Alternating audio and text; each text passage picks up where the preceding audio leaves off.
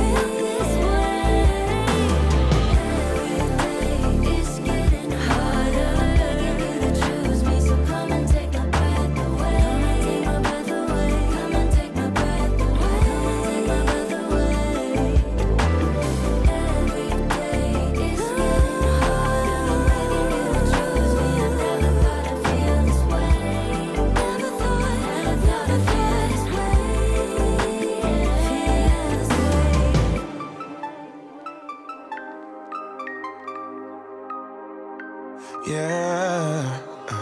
I'm tongue-tied, twisted around your finger like a piece of string. I'm winded, chasing after your ghost is real exhausting. I'm in love, but I don't think it's what I thought it was supposed to be. Love story, no guts and no glory. How did I get so dizzy thinking of you? I don't usually get like this. It's something about you I miss. Could it be we never had that kiss? Well, I don't usually get like this. Get like this. Get like this. Get like this. Get like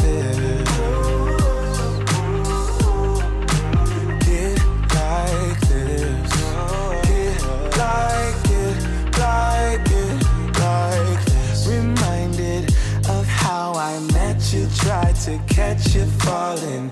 Instead I fell off myself and I just can't stop falling. These wings are gonna flap for me if I keep waiting. Keep waiting, keep waiting, keep waiting, keep waiting. How did I get so dizzy thinking of you? I don't usually get like this. I don't get like it's something about you I miss. Could it be we never had that kiss? I just wanna kiss you. Well, I don't usually get like this. Get like this. Get like this. No,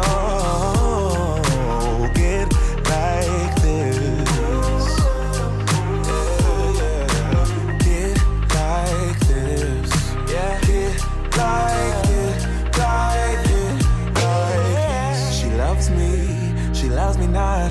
This bouquet is all I got. I'm dreaming, or could it be a future for you and me? She loves me, I know it's true. Or maybe I'm the fool for you.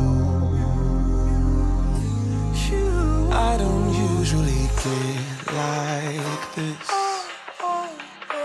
It's something about you I miss.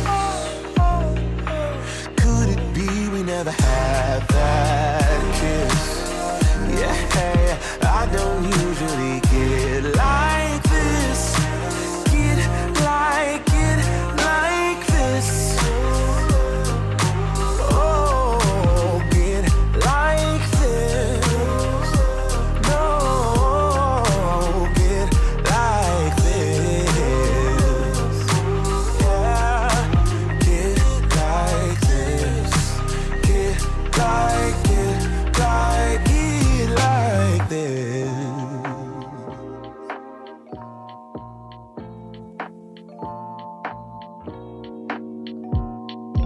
Feel like falling deeper. Colder nights 난 너무 싫어. 기다리기에는 너무 길어. 줬던 내 사랑이 식어. 기대만 하는 것도 난 힘들어. No, I can't, just can't. 가져 내 마음을, 놔줘 내 가슴을 다 바쳐 사랑하기엔 내 자신이 너무 걱정돼. 바보 같은 생각이야. 알아 멍청해. 상상만으로도 좋은 상상만으로도 힘든 이중적인 면을 가지고 있어. 사랑이라는 거. Oh yeah. Baby, can't you come with me? Can't you hold my hand and leave? 근데 있잖아, 너라면 할까 생각이 들어 해볼까 말까 내 다리가 걸어가는 방향이 어딘지 서로 궁금해져 버려 애써 맘 졸여 하늘만 보면서 언제쯤 알게 될까 너도 나와 같은 생각을 하고 있을까 한참을 멍하니 보다 보니 살짝 어두워진 색깔 불그스름한 노을의 때깔 상상만으로도 좋은 상상만으로도 힘든 이중적인 면을 가지고 You broke my heart a million times. Can't count the times I made you cry. Oh, we're such a mess now, and we're burning out. I get so sad at the thought of losing you. I'm losing you. Mic check 1 2. Mic check 1 2. Audio looks good. I'm losing you. You're still perfect as the day goes by. Even the worst ones hate, they make me smile.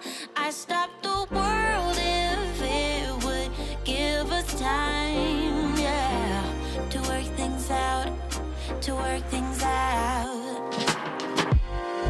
To work things out, to work things out, yeah, yeah. To work things out, to work things out.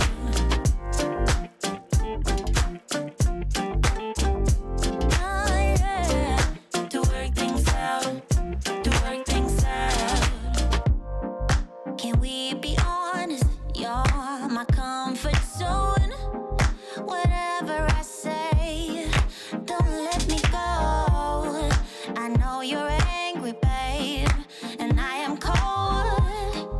I get so sad at the thought of losing you. I'm losing you. I can't bear the thought of losing you. I'm losing you. You're still perfect as the day goes by. Even the worst ones hate, they make me smile. I stop the world if it would give us time, yeah, to work things out, to work things out. To work things out, to work things out, yeah, yeah. To work things out, to work things out.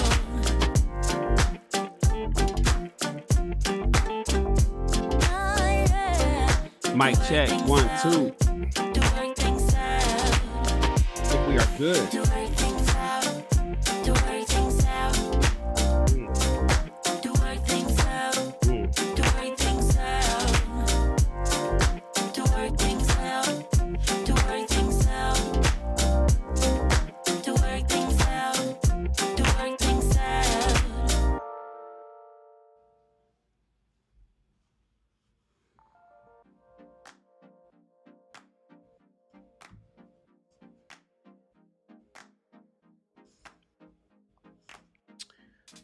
I don't think I made this video live. It's live. All right. Hold on.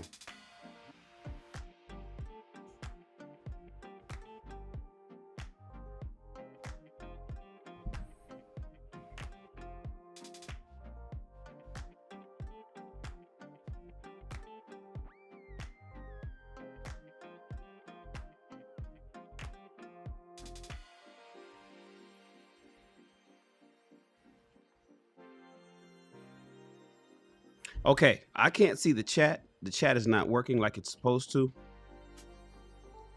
So we're going to just jump right into this. Welcome to another chapter of Rich People Read, where we read a book a month to instruct you in the ways of the successful through the power of reading. My system is not picking up any of this. I should have did a restart before I started before I started the stream. So we're going to jump right into it, you guys. We are reading the Book of Obsidian on this live book club. For those that don't know, the Rich People Read podcast is a live book club where we read a book a month to instruct you in the ways of the successful through the power of reading. We are currently reading the Book of Obsidian, the ladies edition. And this book is a direct message to all the women in America, Black women particularly, that's having struggles through the mating and dating streets. It's 27 chapters, and today we're going to knock out chapter 21 and 22. I'm going to jump right into it because it looks like I'm having some technical difficulties. I can't see how many people are in the show. I can't see any of the chats.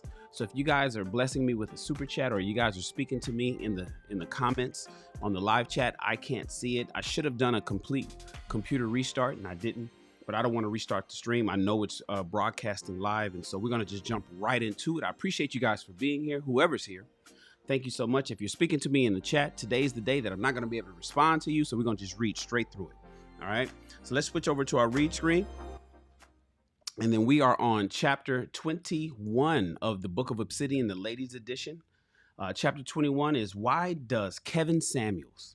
Did you guys tap into Dennis Sperling's broadcast today, where he had Hortensia on, the woman that Kevin was with the night and the night before and the morning of his heart attack? It was a good broadcast, you guys. Make sure you guys run over to Dennis Sperling's website. Dennis Sperling's channel on YouTube and watch that show. Subscribe to his channel. It's a good brother. And it was a very heartfelt interview. And she gave some truths and let us know some things that a lot of us just didn't know. So, but let's get right into it. Why does Kevin Samuels get all the smoke while Derek Jackson doesn't? Okay. If I may say so, no book could be written in all intellectual honesty and sincerity aimed at Black women along dating and mating lines in the 21st century Black American life without mention whatsoever of Kevin Samuels and Derek Jackson, two powerhouses in the Black love business these days. Indeed, this very book you're reading right now would not have been possible without these two Black men being such household names due to the sheer size of their social media audiences. Derek Jackson has long enjoyed such success due to him being a prolific best-selling author of Black Love for Black Women, books and social media influencer going back nearly a decade. And prior to his fall from grace back in the spring of 2021, boasted a combined social media footprint, YouTube, Facebook, and Instagram, of easily several million followers, the vast majority of whom being Black women. Kevin Samuels, professionally known as an image consultant, became a Black love expert due to his experiences with his clients along these lines. As a relative newcomer, he currently enjoys 1 million plus followers on YouTube and Instagram, respectively, for a combined total of somewhere over 2.5 million. Both are highly polarizing figures for various reasons. Jackson is one because of his ham-fisted, over-the-top, and obviously over-compensatory pandering to the worst self-indulgent, delusional, and borderline narcissistic impulses of Black women, throwing Black men en masse under the bus in the process, while Kevin Samuels is a lightning rod for being the complete opposite, an unabashed advocate for Black men and known for knocking the lovely ladies down a peg, letting them know that they are nowhere near as all that as they would like to believe. His average at best video in the fall of 2020 was one that made him a social media star after all. But aside from the superficially obvious, and as the events of this year have borne out, that's where the relative similarity of these two men stop. Despite pleas on the part of the lovely ladies, Jackson and Samuels couldn't be more different, especially along the lines of marital infidelity, a chief concern of Black women for well over 4 decades. In the previous 2 chapters, we examined this number one concern among Black women when it comes to dating and mating. And what we have discovered is quite a bit different from what you ladies have been clamoring about.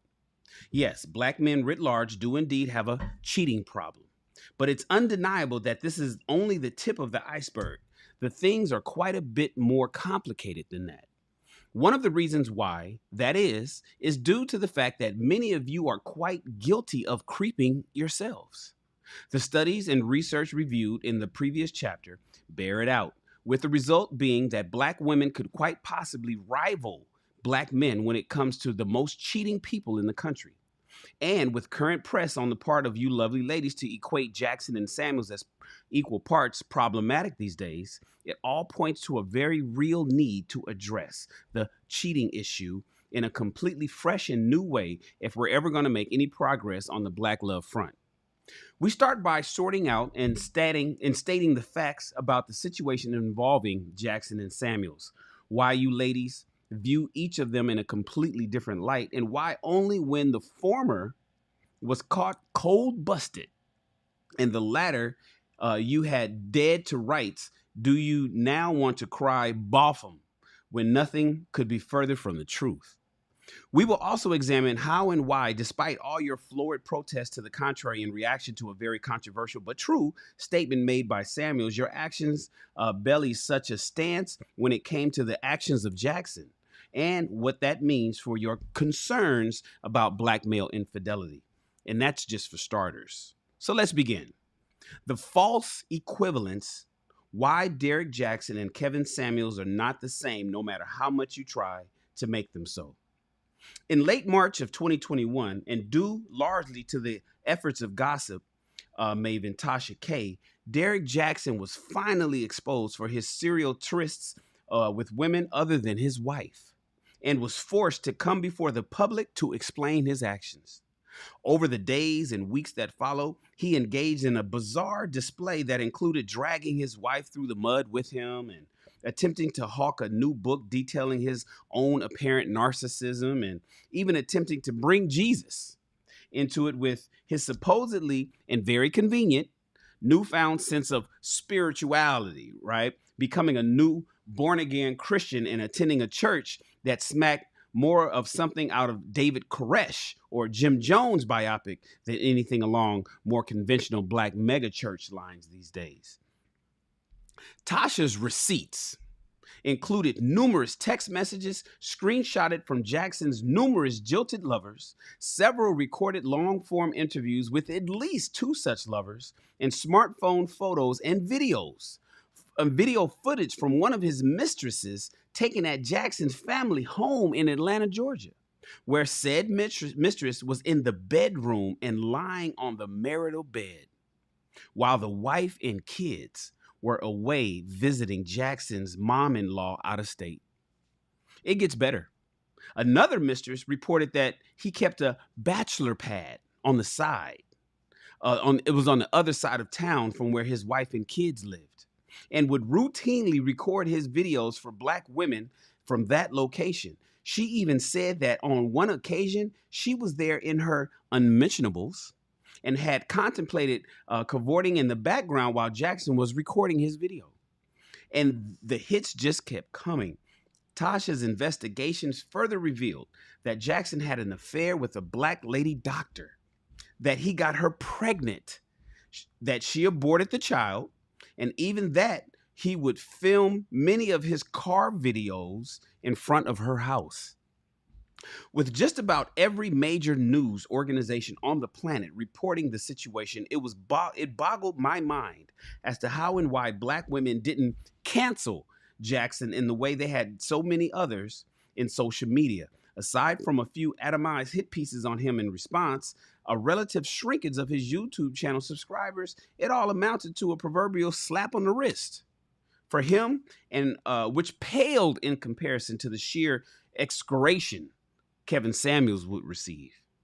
Hailing from Oklahoma, though, and being an image consultant prior to becoming a household name, Kevin Samuels had become notorious among you lovely ladies for daring to go where Jackson feared to tread, by not only telling you the unabashed truth about dating and mating in our time today, but having the unmitigated gall of telling many of you to get a grip, get a clue, and get a life. Samuels toiled away in relative obscurity, making self-improvement content for black men, but somewhere along the line learned that he could make a lot more headway appealing to the lovely ladies. And he did just that, starting in the spring of 2020. By the end of the year, he had gone viral on World Star Hip Hop at least a dozen times, quite possibly being a record for the world's largest website that captures the attention of the elusive animal, the 18 to 35 black male demographic. Black men may not have wanted to be bothered with Kevin Samuels exhorting them to look good and smell good and be your best, but they were keenly interested in watching him tell black women about themselves night in and night out, to the tune of nearly 20,000 live viewers and thousands of dollars in super chat donations a night for nearly 2 years to date, as of the writing in late 2021. Make of that what you will, but the fact that so many black men so deeply resonate with Samuel's arguments and are willing to part with significant amounts of cash night in and night out to watch and hear him tell you lovely ladies about yourselves should, in a sane universe, get you all to seriously stop and look and listen. As it is, though, in bizarro land Black America, everything is anything but sane. And to be sure, the lovely ladies weren't taking it laying down. The change.org petition was created with the goal of getting Kevin Samuels ran off of YouTube for supposedly exposing the faces of black lady callers of his show. Various exposed videos began to surface about events that took place in Kevin Samuels' distant past, largely relating to his failed past 2 marriages and that he was supposedly a deadbeat dad, right? Charges abound about Samuels lying about holding a chemical engineering degree, when in truth, he dropped out of school. More charges cropped up on social media about Samuels being little more than a fraud and a poser who faked it until he made it by becoming a big YouTuber, and along with it, all the money, fame, and success that it entailed, and all on the backs of black women, no less. And of course, my personal favorite, that Samuels was gay. Even Jackson couldn't resist going there in the late fall of 2020 when the heat was on him and he had to fight back against the tide. You know, you've got the lovely ladies by the Wookiee weave when they call you gay. It's the last resort of jilted broads. For black women to attempt to suggest that Jackson and Samuels are equivalent, that they are one and the same, is to engage in the highest form of delusion, sophistry. Not only does Samuels have no track record of cheating on any black woman, even his imperfections and sins a lifetime ago pale in comparison to Jackson's repeated and problematic actions earlier this year alone. But as I pointed out in the very first chapter of this book, Kevin Samuels' biggest crime isn't that he was a deadbeat dad 16 years ago, or that he had 2 failed marriages, or that he faked the funk until he became that quote-unquote high-value man that he talked about so much last year, but rather he broke the spell by telling black women not only what they wanted to hear, but what they needed to hear, the truth. And for black women today to continue to excoriate him while turning a relative blind eye to Derek Jackson's ruthless perfidy, haul Samuels out to the proverbial woodshed for saying that high-value men don't cheat. They exercise options while remaining as quiet as the grave in the face of Jackson's banging other women in his wife's marital bed, to attempt to say with a straight face that Botham are grifters only makes out black women writ large to be rank hypocrites when it comes to cheating. I have to say that you don't acquit yourselves very well when you do this, ladies. Indeed, you contribute mightily to the contempt that so many black men have for you. Now, there's a meeting in the ladies' room. Perhaps the most damning piece of evidence that really puts all of this into perspective is what I, or rather better say, my research assistant, discovered 2 years ago. You see, in the spring of 2019, I decided to attend a live Derek Jackson event to see for myself what all the hubbub was about for myself in real time and to see what I could learn. Knowing that I would look hella suspect if I went alone as a guide to such an event, I convinced my research assistant to attend with me as my cover. She would be the one wanting to see Jackson, and I would be the long suffering guy being dragged along, kicking and screaming. And the gambit worked. Just about every woman in attendance, and that would be quite a few given that the event was standing room only, at over 1,000 black women in the place from Point up and down the eastern seaboard thought exactly that, much to my plus one's disgust. At the end of the event, the end of the Derek Jackson event in 2019, me and my plus one went to the ladies' room to powder. My plus one. She went to the ladies' room to powder her nose, and while there, heard what black women really thought about Derek Jackson. From afar, being there to ostensibly learn how they can love themselves, they wanted to love on Jackson, something fierce, and didn't hold back to mince any words as precisely how they wanted to love on him either. Despite Jackson holding himself out as a single man at the time, black women in the ladies' room made it clear that, spoken for or not, they were down for whatever with Mr. Jackson. And as it turns out, this was precisely the time when Jackson took quite a few of those enthusiastic, lovely ladies up on their not-so-shy offers, too. Tasha K's investigation revealed that the lion's share of Jackson's peccadillos took place in 2019, the same time the I Love Me tour, featuring himself and Stephen Labossiere and Ace Metaphor, was underway, with his long-suffering and obscure wife in tow, no less.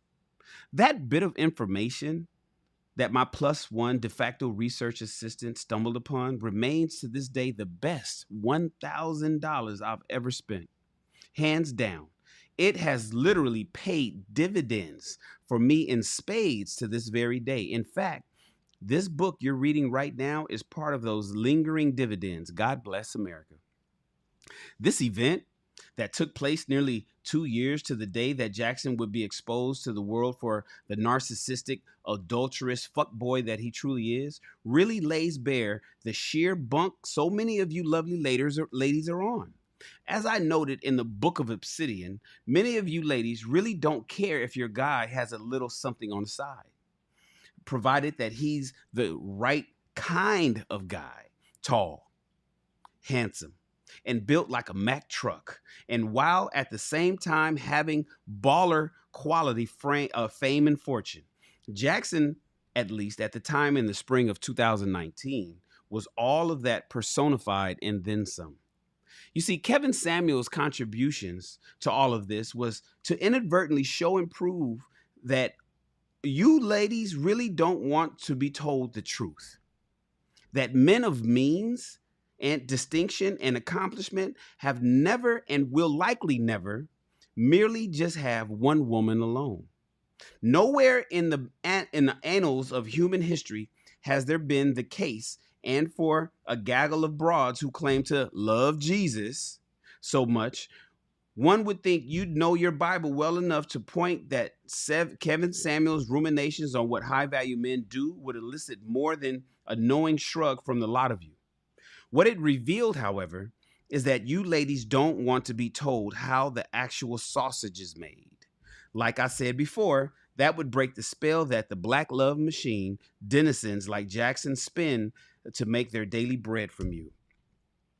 And then there's the need for drama. The need for drama. Sidebar, I hope you guys are tapped in. If anybody's watching the show, I'm not sure. I can't see how many people are watching, and my chat isn't working. I don't have anything scrolling. So I don't know what is happening in the chat, but thank you guys for being here if you're here. And shout out to the people that's watching the replay. Now let's talk about the need for drama. One thing that has always puzzled me about Derek Jackson, and by extension, black men like him, is this.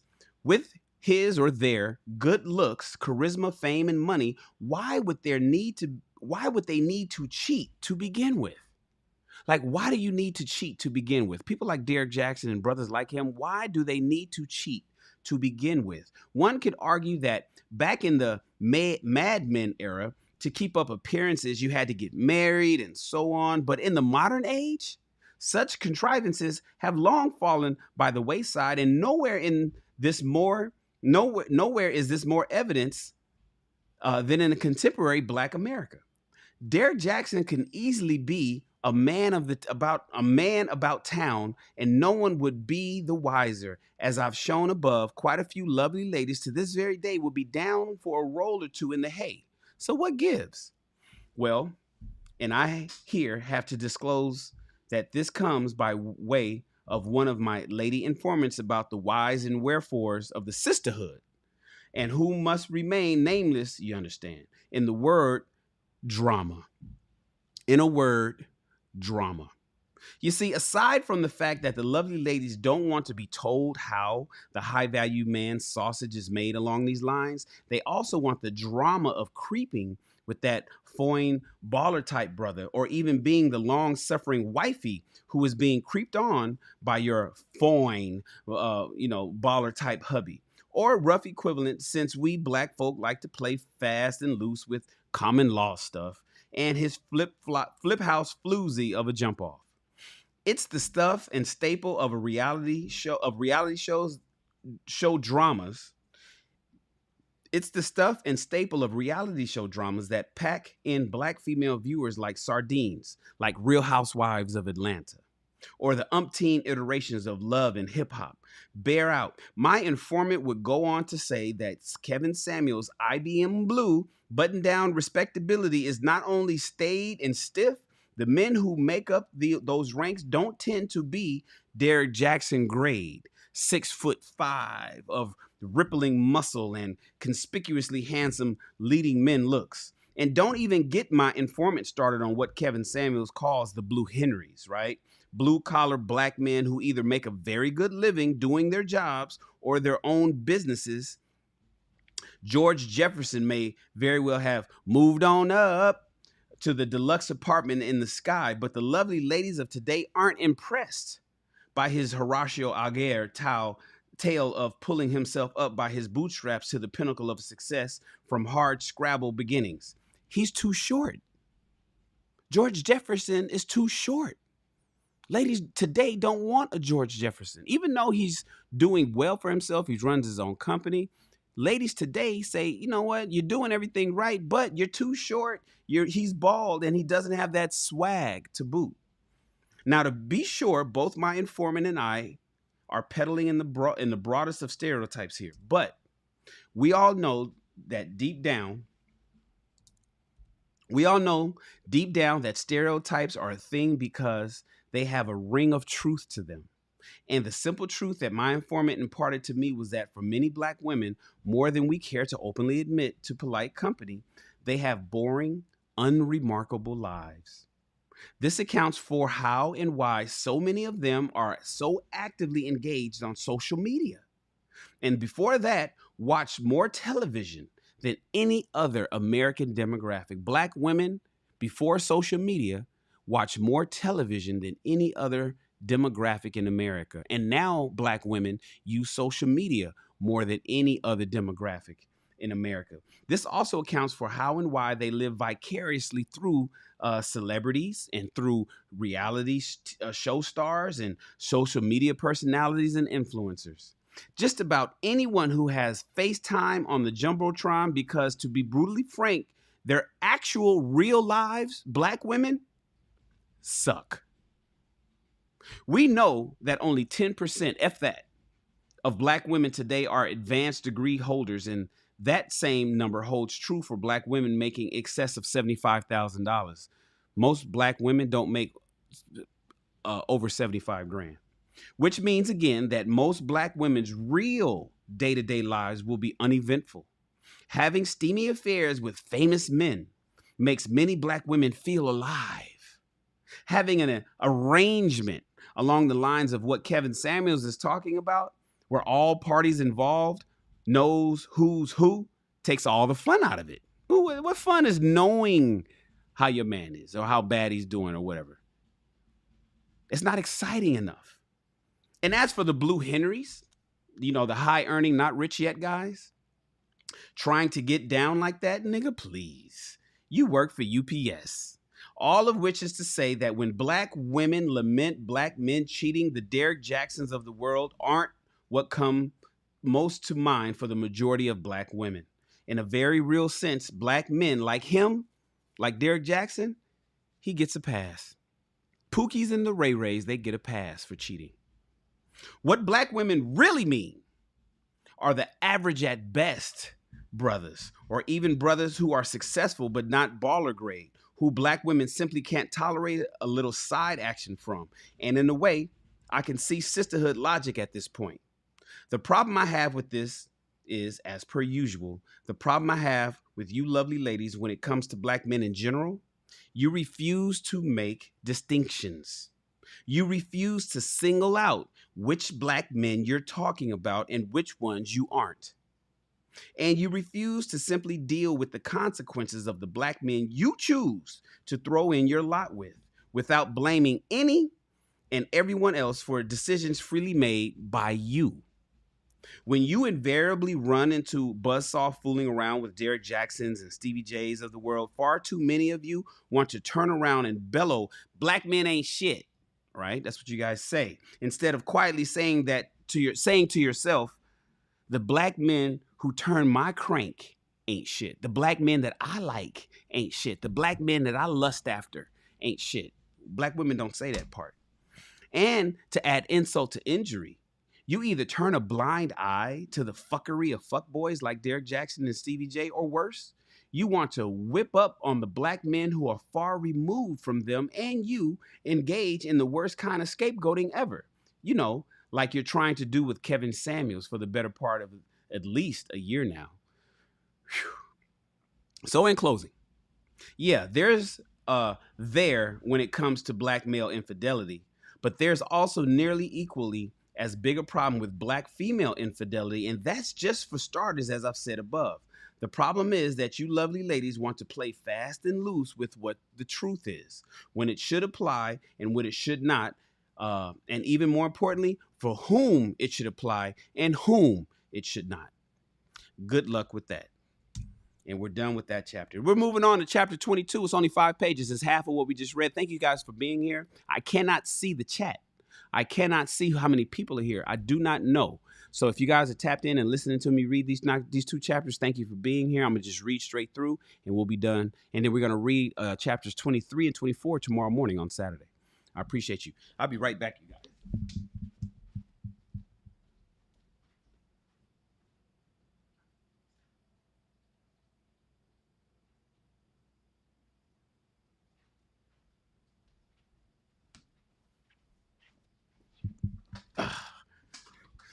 All right.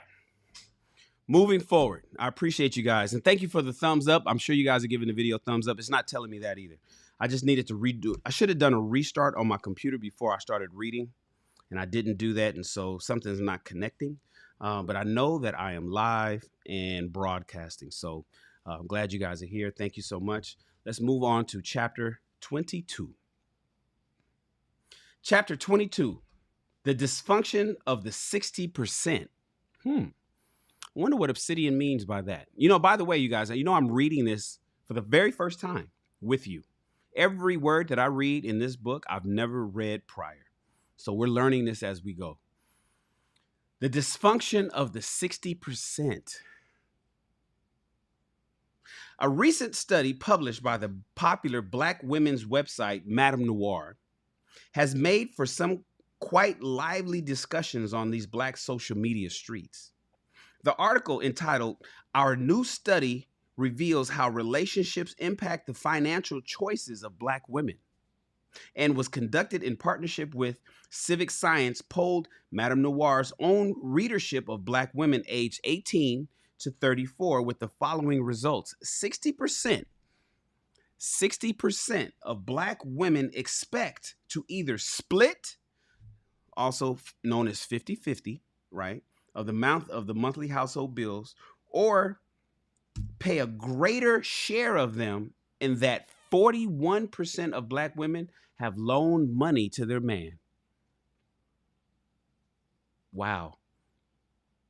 Sidebar, 60% of women today expect to go 50-50. 41% of women have loaned money to their man, neither of which has ever applied to me. I don't do 50-50, never have. And I ain't never borrowed no money from a woman. Well, that's not true. I borrowed money from my mother. My mother has loaned me money a few times in my life, specifically to my business. So does mothers count? Because if mothers count, then I'm guilty. Outside of my mother, there's no other woman on the planet that's ever given me money. That's interesting. Moreover, only a third of Madame Noir's readership feel financially supported by their men. Women, only a third feel financially supported. Other 2/3 don't feel. 66% of women don't feel financially supported by their men, while the same third of black women has made bad financial choices to please their man. A trip down memory lane. These numbers are startling, but hardly surprising. Readers of this Dating Coaches column will kindly recall my piece called Why Black Women Can't Afford the High Price of Select Fuckboys, where I made the case that quite a few black women have gone into a hawk for that big juicy cock. But in case you want more evidence before we go on, consider this little gem of a blog post from the website Darker Berry, where the author, a Washington, D.C. based sister, gives a rare accounting of her predilection to fuckboys. My best friend told me the other day, and I had an epiphany. When I get with my friends, somehow we always end up talking about guys. Despite the amount of guy bashing posts I really don't believe that all guys are trash. Just most of them. Okay, just a few guys are trash. What is in our DNA, black women particularly, DNA that makes us attracted to fuckboys? Especially when all the signs are there in the beginning. Sis, you can't run around with SZA yelling, "Why you bother me when you know you don't want me?" when you steadily text him back even when he doesn't respond to you but has time to snap about an unfulfilling lunch. How about we change up the script a bit and put more effort into the guy that has the qualities you desire from the very beginning? Those qualities being the aforementioned height, the leading man looks, and silver tongue, and Essence magazine makes it crystal clear. More. Now, here's where the rubber hits the road.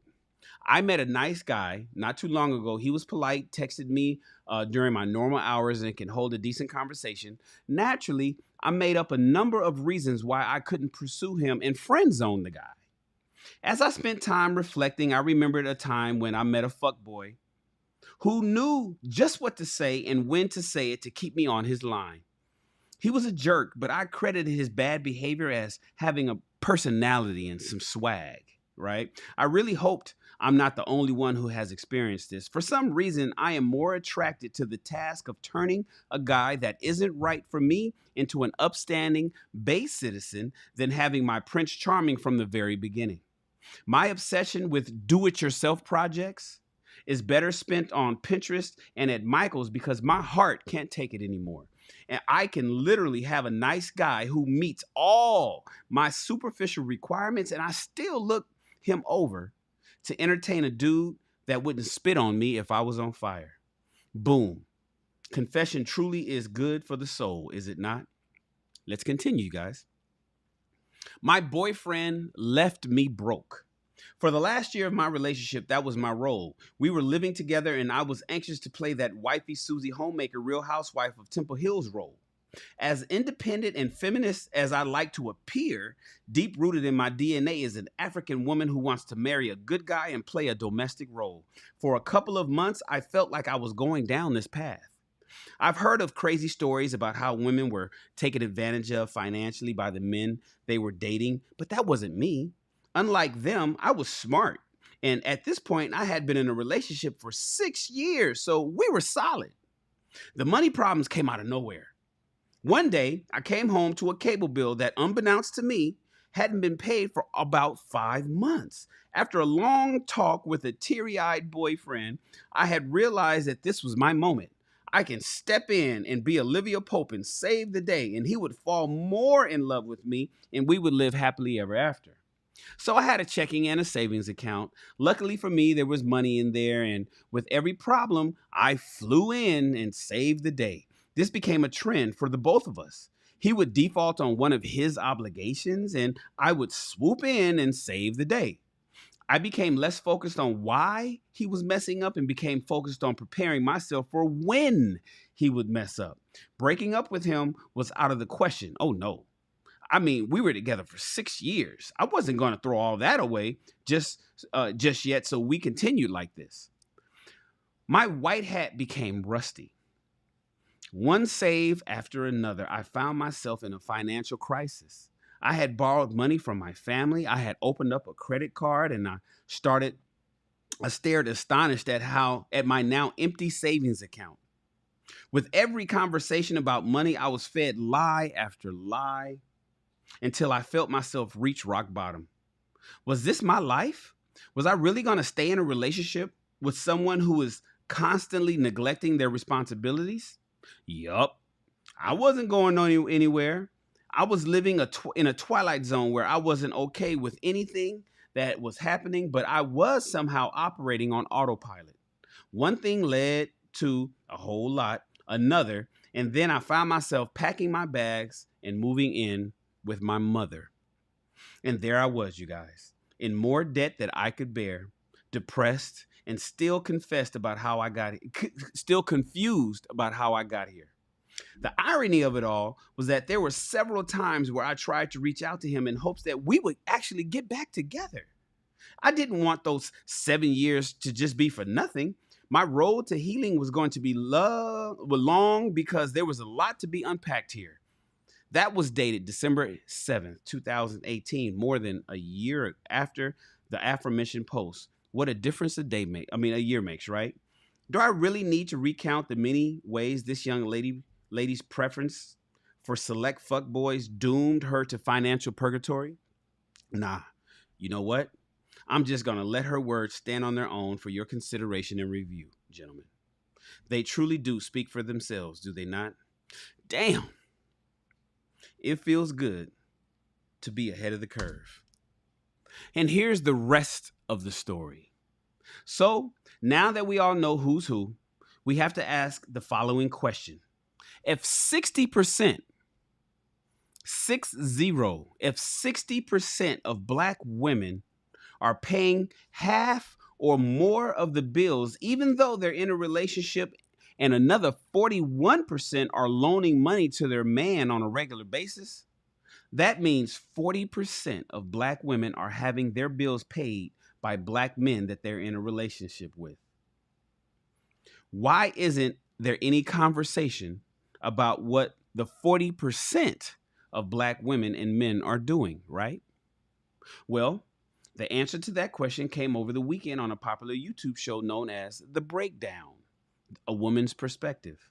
Hosted by Danielle George and Concrete Rose and a spinoff of the Black Manosphere itself, the weekly show, which features a panel format, often acts as a kind of response, right, to the many topics and talking points of the aforementioned Black Manosphere. Something that I personally welcome, however annoying these ladies can occasionally be. I participated on this panel this past Sunday and posed exactly this question to the ladies' hosts. Their response was quite illuminating. They felt that discussing the clearly dysfunctional state of affairs of the majority of black women, and by extension, men, as per both the Madame Noir study and my previous column from last year, was more interesting. It's more interesting to talk about the fuck-ups, right, than discussing what the other half of Black America was doing actually right. Now, think about that for a minute. It was more, quote unquote, interesting. Wow. Just wow. Danny and C. Rose's show, however originally conceived, has become essentially a repository of the worst, most dysfunctional black women and men to get together and essentially shout at each other about how they ain't shit and why the others is at fault. It's never about moving the needle forward. And to be fair, the lady host, with a majority of black people being in such a sorry state, and that train wreck media does in fact make money, especially in black America. It does. In a sense, I couldn't be mad at them for their business decision. Fuck with the stuff that's interesting. Don't talk about what black people are doing good. Talk about what black people are doing bad, because that makes more clicks. I just decided to back away slowly. While it would be very easy to go in on the select fuckboys for their lack of gumption and backbone, to say nothing of pride, the simple harsh truth is that black women who fall into the 60% have no one to blame but themselves. If they're not willing to do the work to give them a shot at putting themselves into the line of sight of brothers who would be willing to pay their bills, there's really no point complaining about how black men ain't shit.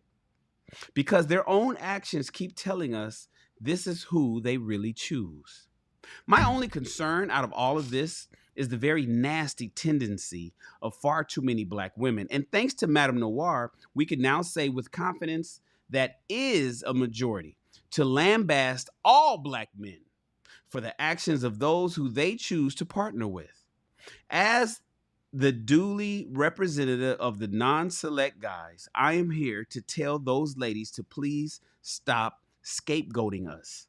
We are out here working from can't see in the morning until can't see at night, handling our business month in and month out and making it happen. We just don't happen to be sexy. That's it. And that's okay, ladies. No, it really is. After all, you really do get what you pay for, right?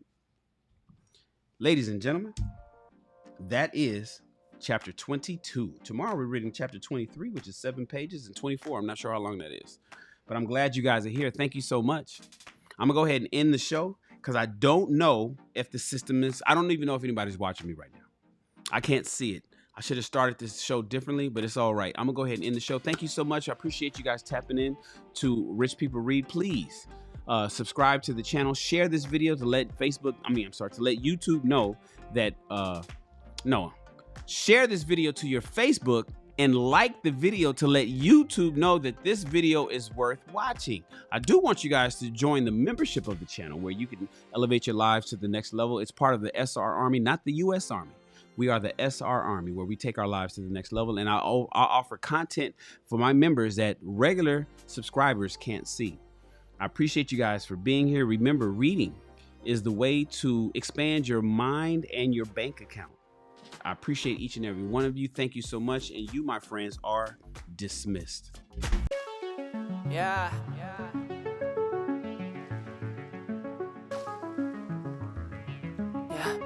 Escucha. Mío en tu habitación, solo los 2 segundos que hay que detener. Porque si no siento tu voz o tu olor, te extraño y te quiero ver. Tanto me falta todas esas noches tan soñadas, que me levantes la mirada.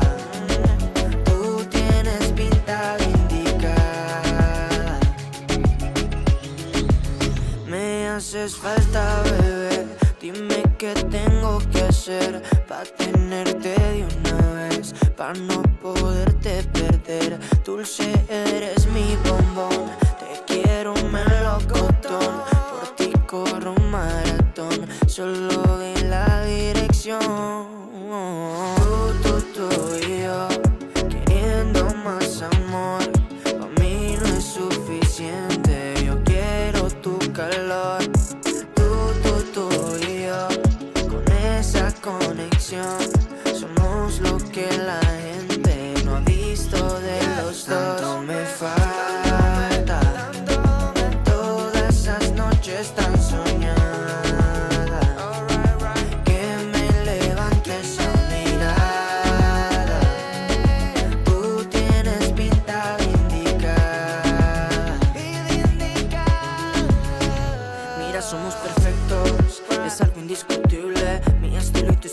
están disponibles.